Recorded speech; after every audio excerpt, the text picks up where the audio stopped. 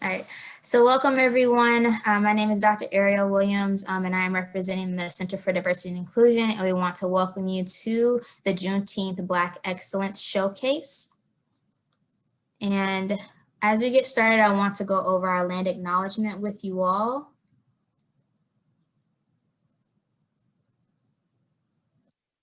Before we begin today's event, I would like to formally acknowledge the land of the indigenous peoples who have lived on this land since time immemorial, and specifically the Osage Nation, Otoe Missouri Nation, and Illinois Confederacy, upon whose historical homeland our university is located. Washington University is a community of educators and learners from every corner of our globe and must acknowledge the land we currently occupy. We also recognize that given the format of our virtual event, we may have folks watching from many different places, including outside of the St. Louis area. We encourage all those who are tuning in today to reflect upon the land you are on. We invite you all to please take a moment as you see fit after our discussion to learn the names of our indigenous peoples on whose land you are situated.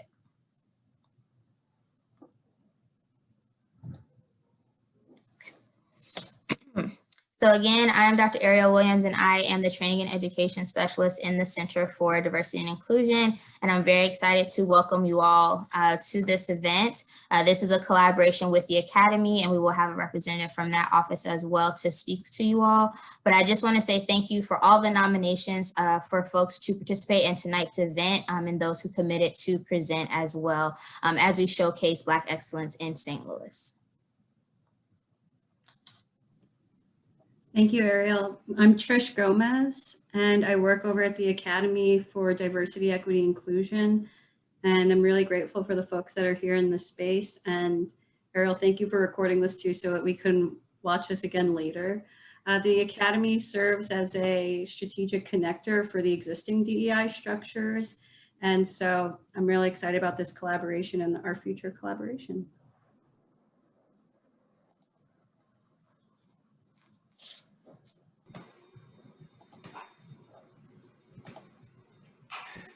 Thank you so much. Well, I'll go ahead and introduce myself. My name is Travis Tucker. I use he, him as pronouns, and I serve as the Associate Director for the Center for Diversity and Inclusion. And I'm so excited to be here this evening. And before we kick it off, we think that it's really important to provide some context to why we are here.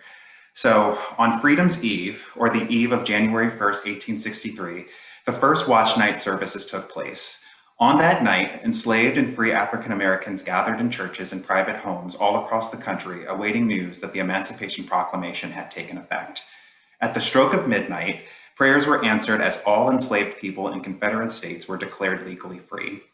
Union soldiers, many of whom were Black, marched onto plantations and across cities in the South, reading small copies of the Emancipation Proclamation, spreading the news of freedom in Confederate states. Only through the 13th Amendment did emancipation end slavery throughout the United States. But not everyone in Confederate territory would immediately be free.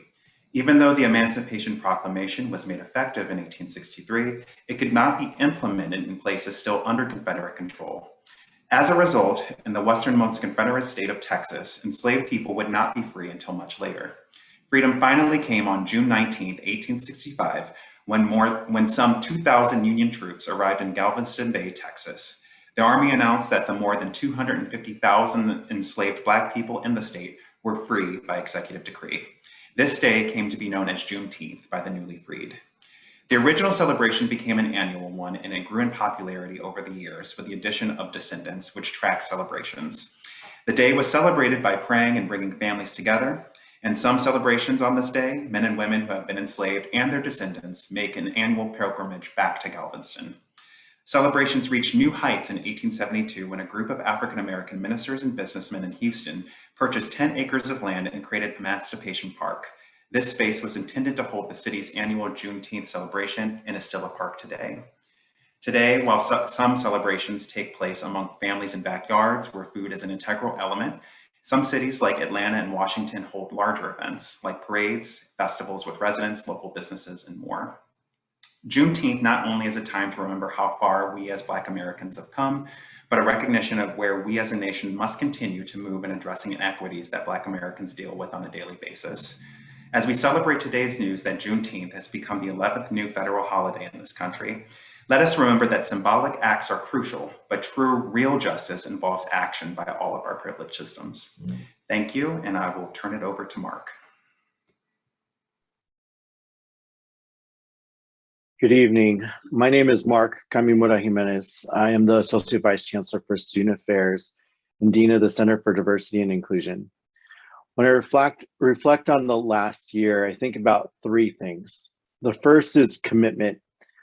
There were so many events that challenged our commitments to equity, to racial justice in our community, and to our values as a university. The second is hope. Hope was both a reflection of our past and a vision of our future. Hope was an action. Our response in the moment would be to shift the racist path that history set us upon, and that we needed to change. The third is connection. It was something that was taken from us and something that was tested. In particular, in this moment, we had to address how Black communities have been systematically disconnected from equitable resources, experiences, and representation. Our connections needed to be restored to create understanding, develop relationships, and break the system. This past year, commitment, hope, and connection were challenged by the systemic racial injustices unearthed in our society. At the same time, commitment, hope, and connection are key aspects of leadership. And what I most reflect on as I see our chancellor, as he embraced his leadership role and the work of our campus as we fight for racial justice. So it is my honor to introduce Washington University's 15th Chancellor, Andrew Martin. Thank you very much, Mark, and good evening, everyone. Thank you for being with us for this important recognition of Juneteenth here at Washington University. It's great to see so many members of our WashU community as well as the wider community gathered today to celebrate the emancipation of those people who were once enslaved in this country. Thanks especially to Dr. Aeryel Williams and the Center for Diversity and Inclusion for organizing this event, and thank you for your leadership. I'm both humbled and honored to have the chance to share words of welcome as we recognize Juneteenth, celebrate the incredible talent, success, and creativity of members of our Black community, and as we consider the university's strength and resolve to be in St. Louis and for St. Louis. Today serves as a wonderful opportunity to showcase Black excellence in a variety of arenas. While this is an important moment, I also want to encourage us to not just Juneteenth, but every day, to celebrate Black lives and to reflect on our past in order to pave the way for a better and more equitable future. Let us be reminded every day that our Black members of our community are essential to our mission and vision, and to use every day to share immense gratitude for their many contributions to this place, our region, our nation, and our world. I look forward to using events like this one as a springboard for further celebration, reflection, and action as we remain committed to uplifting the values of diversity, equity, and inclusion, and especially when we can do so together in person when the fall semester arrives. So thank you again for joining us and for all you do to support and strengthen our community.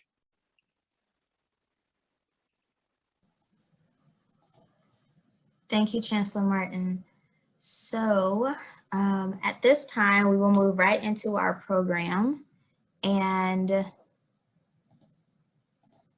okay, we'll move right into our program. And the first person we will have presenting tonight is Aaliyah Allen, and she will be speaking about the Black Student Mutual Aid.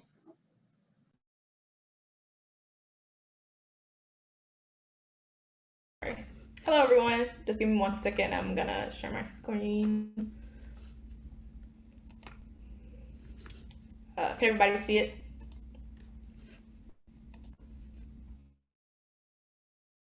Yes, we can.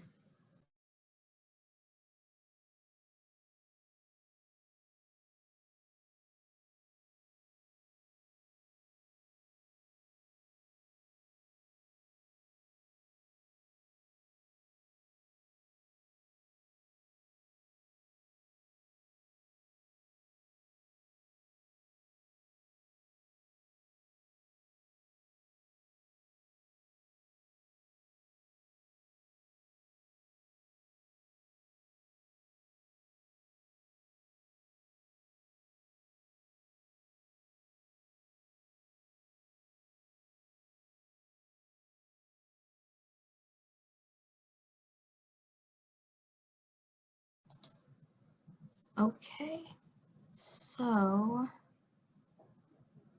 it looks like we might have lost Aaliyah there. So as soon as she's able to get back in the room, I will bring her back on. Oh, there she is. Aaliyah? So sorry about that. My Wi-Fi cut out for a little bit. Okay, not a problem. Let me put you back in the spotlight. Okay. Sorry. I don't know when it cut out, so I'll just kind of restart. But I am Aaliyah Allen Coleman. I'm originally from Memphis, Tennessee. I'm in the class of 2023, so I'm a rising junior now. I'm a major in American Culture Studies with a double minor in music and psychology. I'm pretty involved on campus, so I'm a member of the Association of Black Students. I'm the president of Queens, which is the Black Women's Affinity Space on campus. I'm an executive member for the Congress of South 40, which is our residential hall association. I'm a Deneb Star Scholar, Merrill Kling Research Fellow, and I'm also a founder and member of the Black Student Mutual Aid, which is what I'll be talking to you all about today. So before we jump right into what the Black Student Mutual Aid is, I want to just review quickly what mutual aid in and of itself is, in case anyone isn't familiar. So mutual aid is a type of political participation, and it's really all about taking care of your community as well as changing your community's political conditions. So most people who are participants in mutual aid programs work together to come up with resources to meet everyone's needs, but also to organize to make sure that the structural things that are causing the lack in needs are addressed. And so it's kind of a combination of short-term solution and long-term solution work. It's been practiced extensively in marginalized communities, including Black communities. Way before there was an academic term for mutual aid, there was communities and collective ways of living that most or lots of people of color in the United States are committed to and across the globe. Usually these groups are very member-led and member-organized. It's modeled off a very democratic way of functioning, so it's not hierarchical, and it's kind of involves a horizontal way of power. So voting, consensus, and agreeing on all of the ways that the mutual aid functions is different for every group, kind of what the limitations of that are. But that's just a general overview of mutual aid as it stands as a general concept. So what exactly is the Black Student Mutual Aid?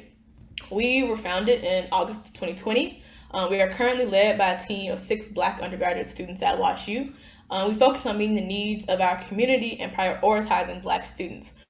We do use the word community sort of broadly in the sense that we have participated in fundraising and donating to members of the community that aren't necessarily undergraduates. So doing things for our dining staff, or doing things for members of the prison education program and their families.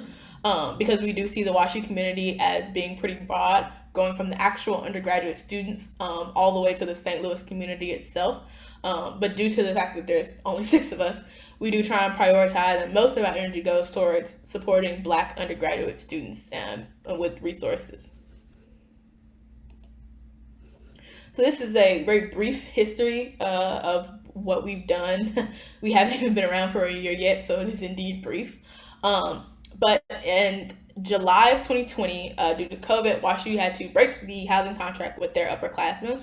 So that was juniors and seniors no longer had guaranteed housing due to trying to de-densify residential life, which caused a lot of concerns for a lot of students, especially Black students who weren't sure basically where they would be living in the upcoming fall semester, if they'd be able to come to St. Louis, if they'd be able to stay at home. We weren't sure what work study would look like. There were still a lot of things up in the air. And one of the big concerns on the table was the financial piece of being able to not only afford rent, but afford groceries or afford transportation to campus and things like that. And so that conversation and those concerns is what turned into the Black Student Mutual Aid. A few students suggested it in a group chat, and kind of went from there. We started looking into how we could actually make it a reality. So in August 2020, we hosted our first large-scale fundraising initiative to prep for the school year. We raised nearly $2,500 in just one day towards supporting Black students and making sure that they would have rent, groceries, medicine, travel. Especially at the time, we weren't sure how things were going to go on campus, in the event that campus shut down again, making sure students could get back home. All that type of stuff was sort of under the possible purview of where the funds might go.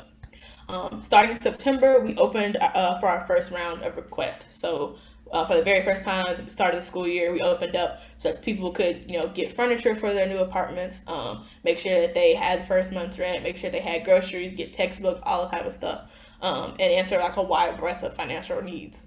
Then in January of 2021, we actually ended up partnering with St. Louis Mutual Aid, which was also started in response to COVID, under the Ho Chu Family Foundation, which was a nonprofit that was actually founded by a WashU alum. So we were actually able to get in contact with them and talk about the work that we were currently doing, the work that they were doing, and decided that it would be a great idea to sort of combine our efforts and work together for a lot of different reasons.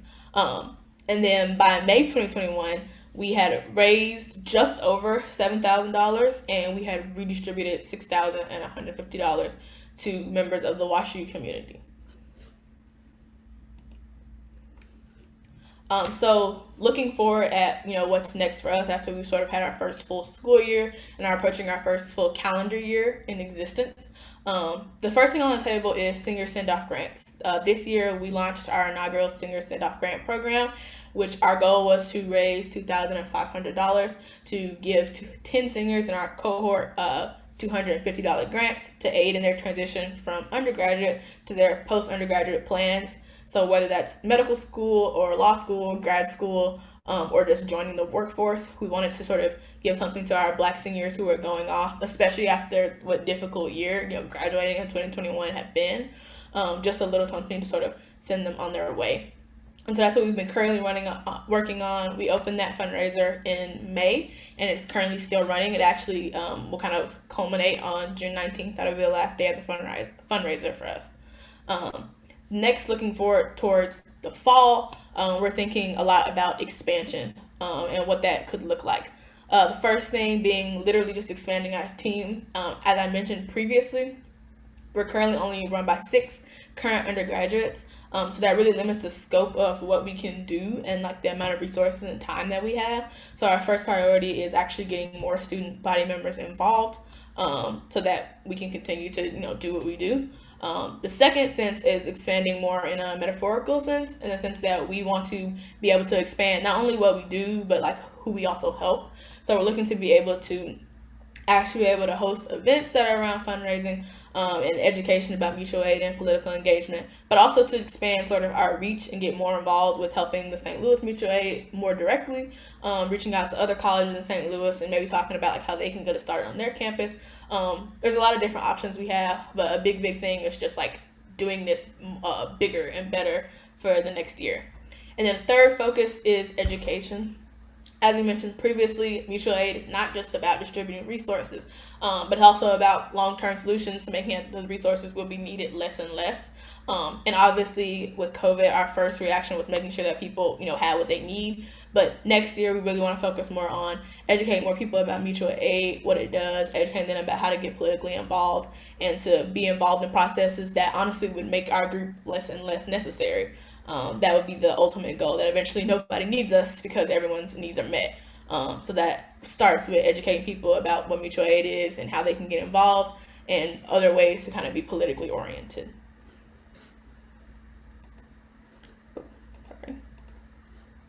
So if you liked what I talked about and you might be interested in how you can support us, there are a couple different ways. We are mutual aid, so one of the first ways that you can support us is donating. And right now, one of our top priorities is donating to our senior send-off grant fund.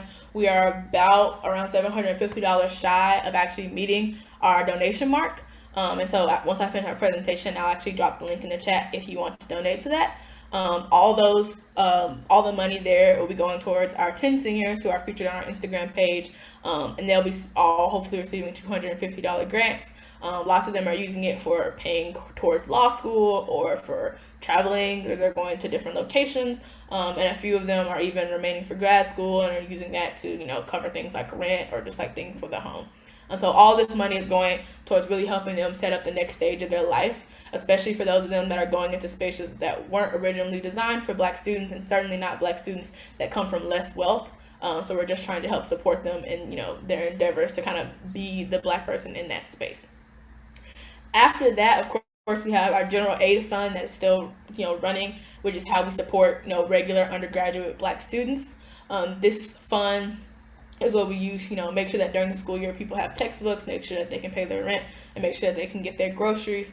And we've really been blown away by, the amount of response we've gotten. And it's both heartening but also disheartening to know that so many students are like in need so consistently. But it's also good to know that we've been able to actually help a lot of students cover certain expenses that they didn't know where else to get that money from. And so every donation helps towards that and making sure that Black students are supported in continuing their undergraduate education at WashU. But also understanding that donations are not in the realm for everyone. It's not something that everyone has, the money to do. So the second greatest thing you can do for us is sharing our page. Because we are WashU students, a lot of our scope is really limited to just other college students. And so it's really helpful for us when more and more people engage with us and share in their networks so that more people know we exist who care about supporting Black students. So you can always share our Instagram, which is BLKSTUD Mutual Aid, which is Black Student Mutual Aid. And it has all our information about what we do, what we're up to, how much we donate, all those types of things. That's kind of like our main way of like communicating. So that's the best way probably to sort of like stay in touch with us and keep up with what we're doing. And the third thing you can do is get involved. We, like I said, are looking forward to being able to do more events that are actually like, hands-on in person and not just donating through social media.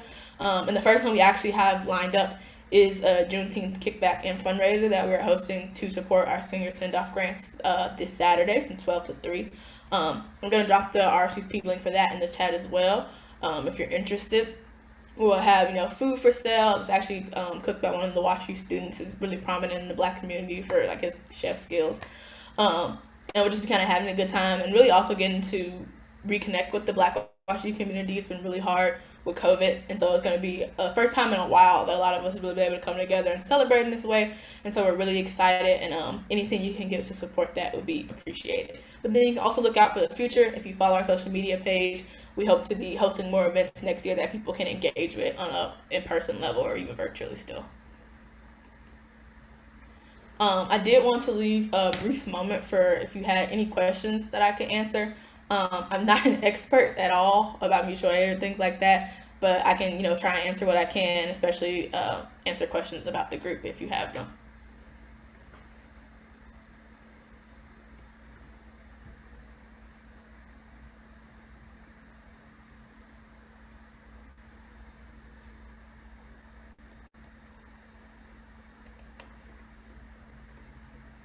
All right. Doesn't look like there's any questions, so no worries about that. Just wanted to leave space for that in case that there were. So just thank you so much for being here and listening to this presentation. I think something in the chat. I don't know if it's I'm sorry. Develop an interest in. Well, I can only answer for me personally. I can't speak for the other students. So my interest really comes from, I'm pretty involved with student activism in general on campus, and mutual aid is something that a lot of scholars sort of have written about and talked about the theory behind it and things like that. And so that's how I was first introduced to the concept, was just like, there's lots of theory about like activism, and especially I read a lot about, the Black Panther Party in the 60s and the Black radicalism movement, things like that. And that was one of kind of the core tenets of it, is like mutualism and mutual aid. So it was a practice that I already believed in, and a practice that, in all honesty, the Black WashU community already practiced. My first year at WashU, the Black community was, undoubtedly supportive for me, and whether that was financially or just having advice. And so that's what inspired it for me. This wasn't so much of a leap to get Black students involved and, helping each other. We already do that. This was just like a more formalized space, and to also sort of, in a way, open up our community to non-Black students who wanted to be able to help us and things like that. So my interest really developed from a mix of like actually studying it while I was at WashU, but also my experience with the Black community at WashU already sort of mirroring this practice of taking care of each other. So that's where it comes from for me.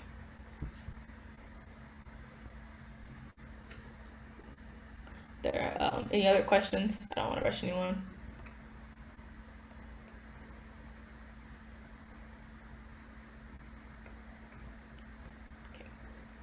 Okay. Thank you so much for taking your time to listen to this presentation and learn about the work that we've been doing. I'm very proud of it and the work that we've been able to do and the students that we've been able to support.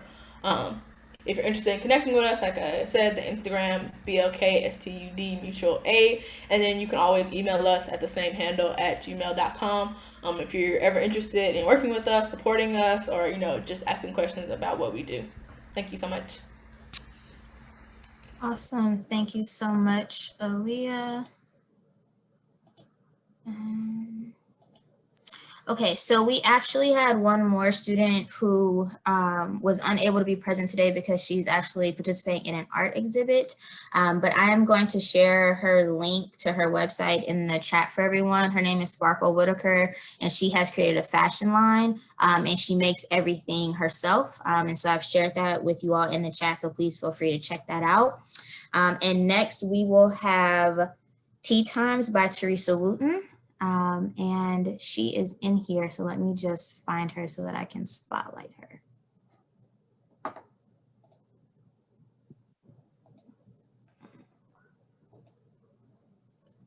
Oh, where'd she go?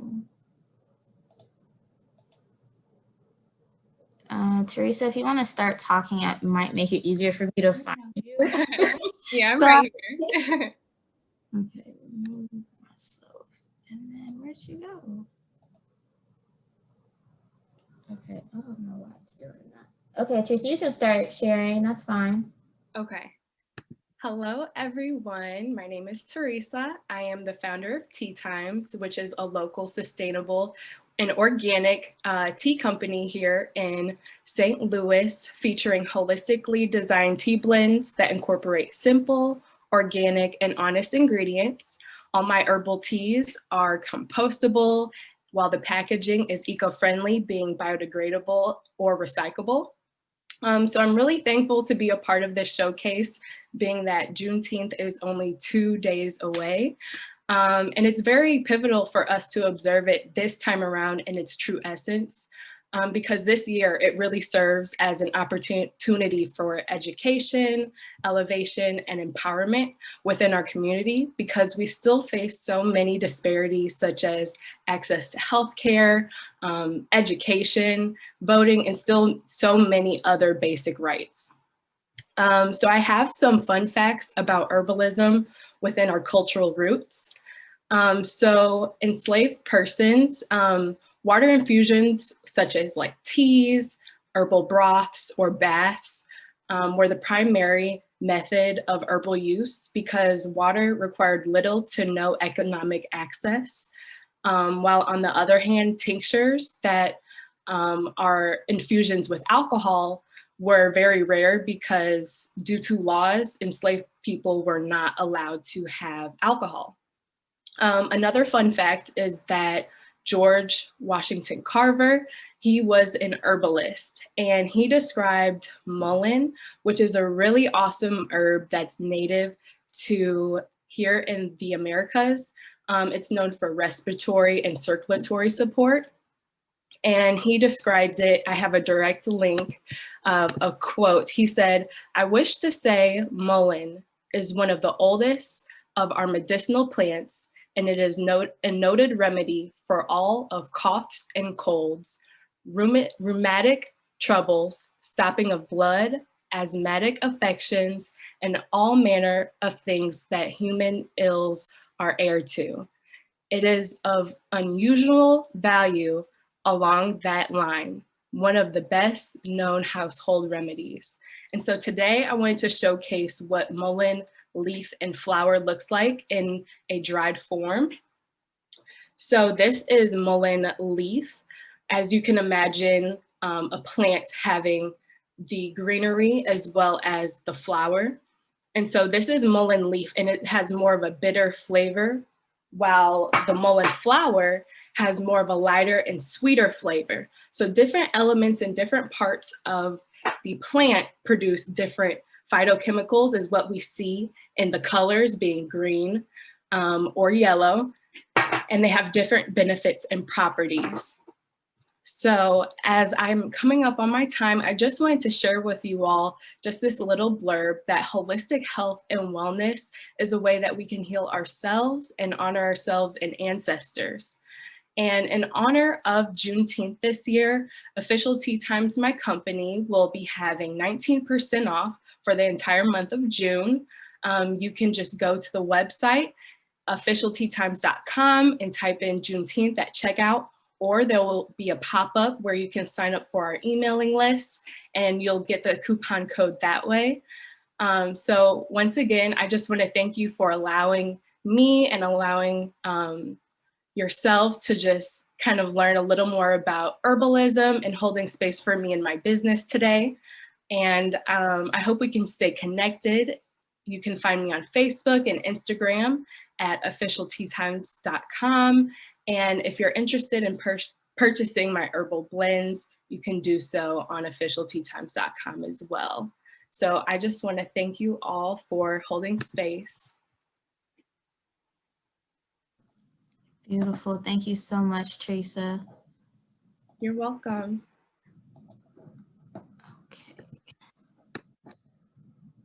Okay, so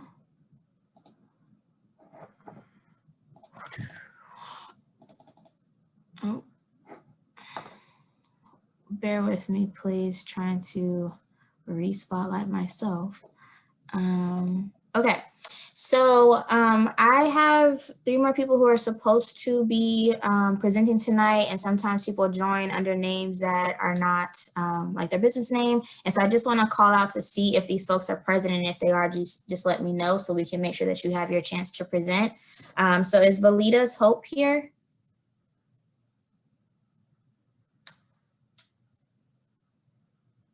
Okay, Xavier Ransome?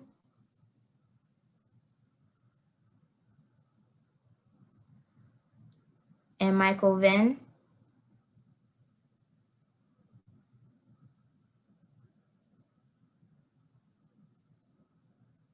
Okay, so that being the case, if there are other questions for the presenters we have had so far, or if there is anyone in the room who wants to showcase some Black excellence that is happening in St. Louis, please feel free to do so at this time. We can make space for more folks who did not necessarily nominate or sign up to present, but I definitely do want to offer space for that. And then if not, I can also showcase myself because I have a book and we can talk about it. But yeah, so if there's anyone who has any other businesses or a talent or an organization in the community or anything else that you all like to showcase, we can do that at this time.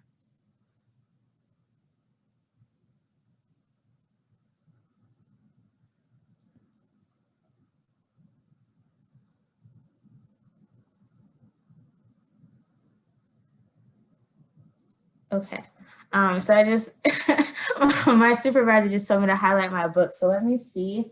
Okay, I have a copy behind me. Okay.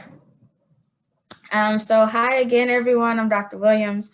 I just finished my PhD last year. And one of the reasons I was really excited to do that was so that I could put a PhD on my book. This is the 2nd edition. It's called Alwayz Traveling. And this book was designed to encourage students of color to travel on a budget while they're in college. There's a huge stigma, thank you. There's a huge stigma around traveling and being able to afford it, especially for first-gen low-income students, as I identify. And I wanted to help encourage students who look like me or who have had experiences like me be able to travel and see the world. And so it has like all types of tips, travel know-how, stories. There's actually like a planning guide. There's a budgeting resource in here, but it's a really awesome tool for students. And it's for undergraduate and graduate students. And the Instagram is at Alwayz Traveling. But yeah, just a quick little plug. But if there's any questions for the presenters we've had so far, or anyone else wants to take the mic, please feel free. Or questions for me, I guess, I don't know.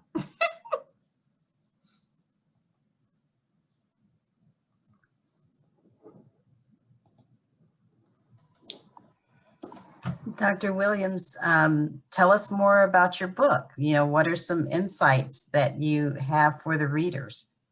Oh, Okay, sure. So, so essentially, it's broken down into 10 or 11 chapters. It starts off talking about encouraging folks to get a passport because there's statistics show that students don't typically go abroad, and if they do, they only go to European countries. And so the first step is getting the passport, and a passport costs $110. And so I also offer a passport scholarship. And so that's to help promote more students to get an actual passport because I want folks to go abroad. But in here, it talks about that. It also discusses types of trips that I've had. And so I've talked about road trips, going on cruises, 7-day trips to Europe that I've done with my family. And so all those different types of stories. And then it also has like a funding chapter, a whole chapter on how to get funding and how to pay for your trips. I'm a huge fan of side hustles. And so there's a whole list of ways that folks can make money in different ways that can support them to be able to take their trips. And then also capitalizing on a moment. I think sometimes we feel like we can't explore or go to a new place because we don't have a ton of time. But one, it's important to make time, but two, you can also really do some cool things in a day. And so encouraging students to do that as well. And then also finding ways to incorporate their academics. So if they were to do study abroad, if they did a service learning project, if they were doing research. And so all of those things are included in here. And then I also added in this version of the book, different CAS standards and different skill sets that students will gain from participating in traveling while they're in school. So there's a lot, honestly, in here. And my mom actually is my editor. And so she went through all of this. And so she knows that this actually took a lot of time to get to this version. But putting it all together was quite a lot. And so it actually took me, the first time took a month to write, the second time took 2 years to get it back to this version. And then, okay, we have a question in the chat for Teresa.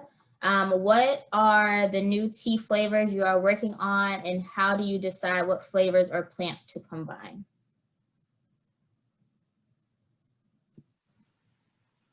Hi, yeah, that's a really great question.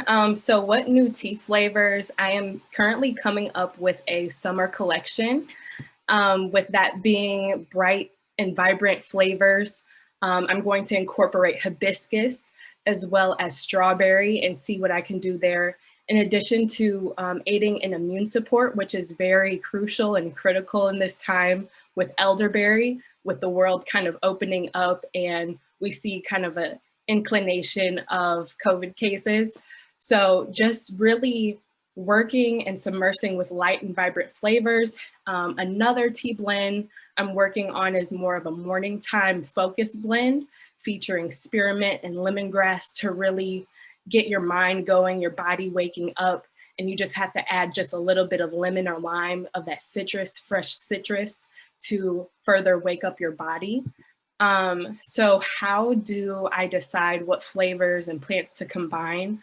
So I actually went through an herbal course. I'm a certified herbalist, and they kind of walk you through the plant basics. So within a plant, there's roots, there's stems, there's leaves, and sometimes even flowers. And so with the roots, they can be bitter, same with the stems and leaves, but the flower of a lot of plants are the sweetest and most delicate flavors we can have. So I just kind of combine different roots with different flowers, or maybe different leaves and different flowers to make a blend. So yeah, that's a really great question. Thank you for asking. I have a question also about the tea, because I've been doing some, not really a side hustle, but just like a side consumption from my yard. When you harvest, do you store full leaves, and do you dry full leaves, or do you dry full leaves and then ground them up to store? Which one do you prefer? Yes, so I actually hang them up upside down. For instance, being lavender, get that sprig of lavender and drape it on a line. and have the oils of the root and the stem will drape down into the bulbs of the lavender. That'll make it have a more robust flavor and smell for whatever purposes. And then from there, once it goes the drying purpose, I put in the dehydrator to just make sure there's no more hydration in it, because that can make it mold over. And then from there, I use it either for my tea blends, for my bath soaks. So grounding kind of denatures the flower, the essence of it. So I kind of veer away from that. I keep the whole bulbs and leaves. Okay, so you like keep it hanging until you're going to use it. Yes. You don't like, okay, perfect. Thank you. Great question. Thank you. So I am going to spotlight him and he will have the floor. Xavier, you can start whenever you're ready.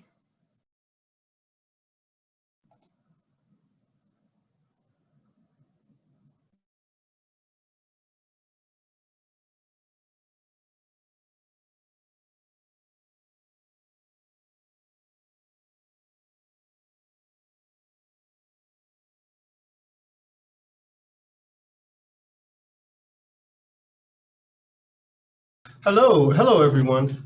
So my name is Xavier Ransome, and so currently this is a bit of my education for my background. So I did my Bachelor of Science in Health Management, Health Information Technology, and I got my Master's of Health Administration, Master of Science in Health Informatics, Bioinformatics at the University of Missouri. And so currently, as I explained, I'm very honored to be nominated as part of the Juneteenth Excellence Showcase. So I've always had an interest in healthcare and supporting disadvantaged and minority populations. As such, this interest led me to gain these degrees, as you see upon my screen, which span understanding patient data to conducting analyses and visualizing the results. I currently work as a data analyst at GEHA. Alongside this, in my spare time, I consult for different companies on data science projects and best practices for data visualization. I'm also passionate about supporting minorities in financial endeavors, where I consult young Black men in cryptocurrency pro bono. In addition to this, I also started a business last year to support the social and emotional learning of adolescent minorities in the St. Louis region. So for diversity, equity, and inclusion, I was actually a scholar for the Summer Enrichment Program for Diversity, Equity, Inclusion for the American College of Health Executives in 2019. And also was an administrative intern at Mount Sinai Healthcare Systems in New York City for their Diversity and Inclusion department under Chief Administrative Officer Pam Abner, where I showcased the impact of Black maternal mortality and how it impacts Black women in terms of stigma and resource allocation. This is from there in New York City. I also presented my results and findings at the United Nations, and which gave the information a chance to be disseminated among policyholders and also stakeholders. So then during my master's, I conducted research in Missouri on high-risk psychiatric patients from an equity lens, and I documented psychiatric recidivism. This is where I introduced the area deprivation index within a health insurance company, GHA, to support those from underserved backgrounds. And finally, I serve as director of educational activities for the St. Louis Epsilon Lambda chapter of Alpha Phi Alpha Fraternity Incorporated. On the next screen, I will share some of my results from my research in regards to psychiatric recidivism and different initiatives within mental health and healthcare lens, and also some work from my fraternity.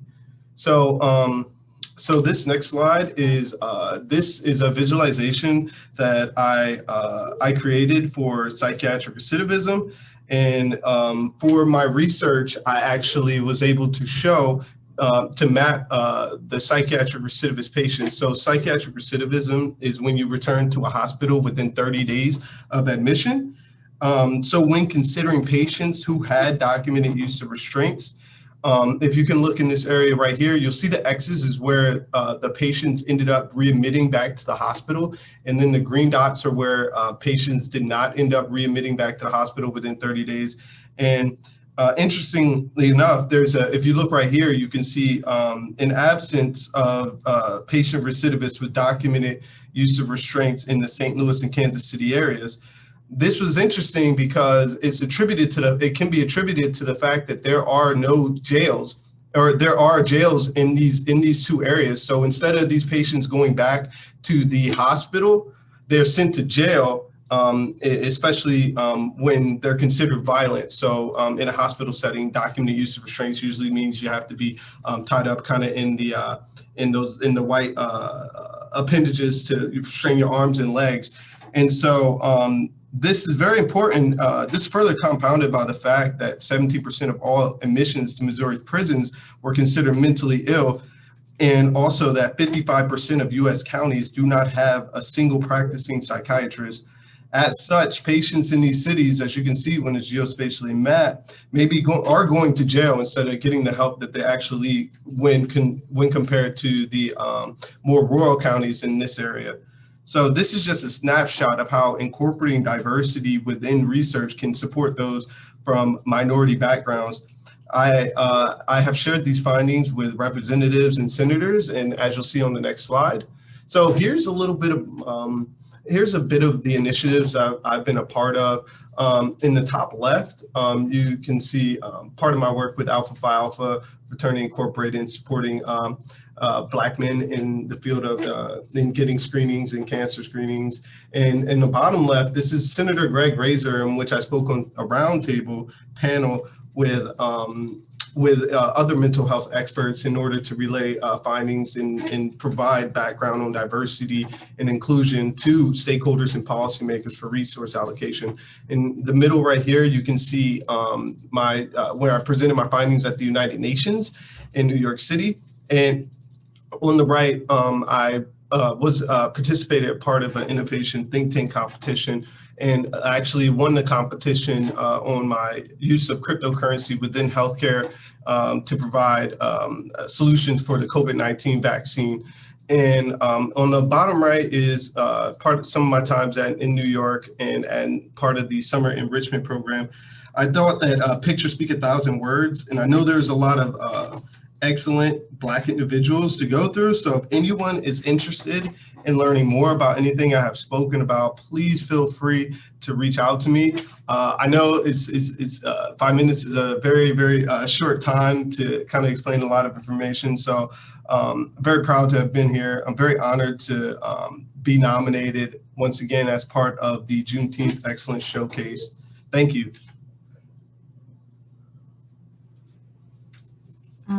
Xavier, do you want to put your contact information in the chat for folks if they want to reach out? Oh, sure.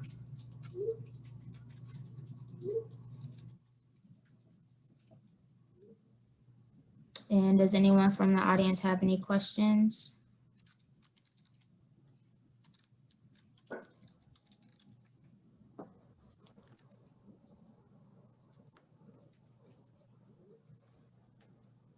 That's currently my email. And then I will share my LinkedIn as well. Awesome, thank you. Thanks for having me. Of course. Okay, so, all